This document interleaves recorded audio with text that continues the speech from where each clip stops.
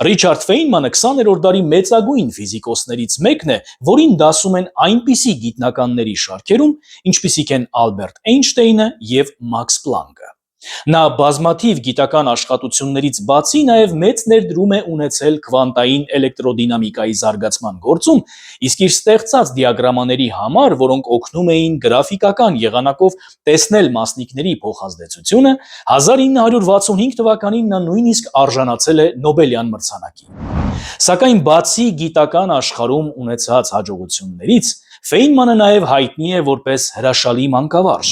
Նրա ուսանողներից շատերը անվանում էին նրան հանճարեղ բացատրող, ով պարզ և հասկանալի լեզվով կարողացել է բացատրել նույնիսկ ֆիզիկայի այնպիսի բարդ բաժին, որը դաշտի քվանտային տեսություն։